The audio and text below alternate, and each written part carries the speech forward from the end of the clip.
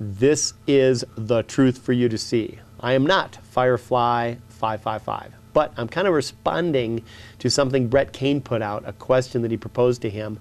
And I found his question quite ingenious and quite interesting, so I thought I would tackle it.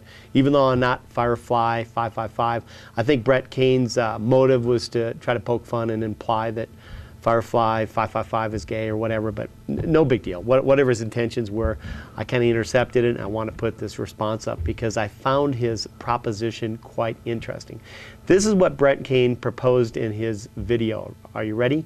He says, quote, "If the Bible didn't have verses that specified homosexuality was wrong, but actually promoted it, or said it was okay or natural for a person to be homosexual, would you be one?" That's kind of his challenge there.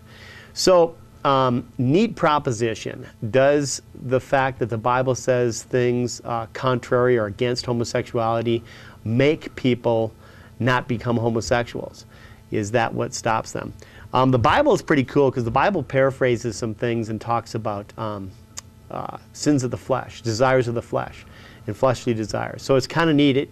It uses kind of paraphrased terms to talk about lust and flesh, which encompasses, for that matter, both heterosexual desires and homosexual desires. So it's all fleshly desires, and then all different perversions, and of course even bestiality would be a desire of the flesh. So it's neat how the Bible uses kind of umbrella statements to talk about that. So the Bible deters mankind from partaking in those lifestyles. But disregarding the Bible, just like you set forth, what I want to do is I'm going to lay out here the medical, or for that matter, the health concerns that a homosexual should keep in mind. That basically there is plenty of proof that is being squelched and stomped out because of the liberal media and because of the political pressure put on by the aggressive homosexual activists, that it's not getting out. That basically homosexuality, disregarding anything the Bible says, is an unhealthy lifestyle. Here, I'm going to pull up a few quotes here. The link that you're seeing right there goes to an article written by Kathleen Melanokos. Probably butchered your name, Kathleen, I apologize. But she was an RN in the San Francisco area in the 80s, and she saw tons of sickly homosexual people, many of them dying of different infectious things, over and above the AIDS epidemic and those concerns. So disregarding the AIDS issue, she is saying there's a bunch of health concerns. Matter of fact, there's been different doctors trying to report on different health concerns that the homosexual community should know about and should be concerned about. As a matter of fact, different medical journals have tried to publish different things for doctors to take care of the homosexual community. And the homosexual community, at least the activists, have been super outraged that they've been subclassified and that this has been pointed out.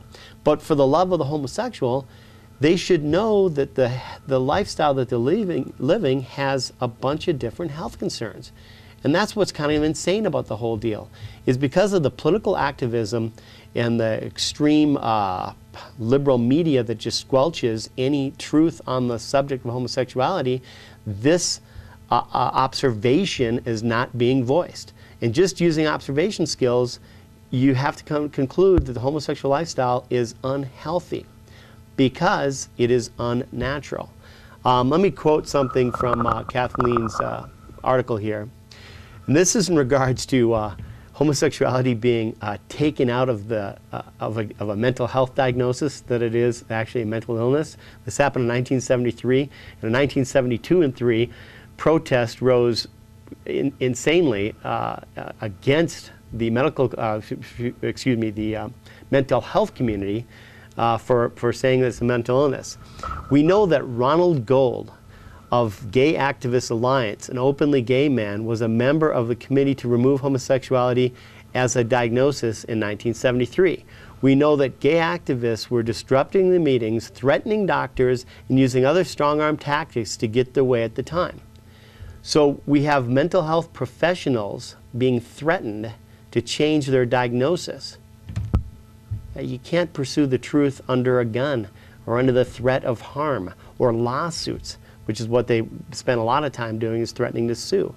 So they changed their whole premise to how they diagnosed it as being a mental illness. That's what the mental health community did. And then the health community, for for physical health pretty much did the same thing. And this is another quote here. This is Kathleen once again.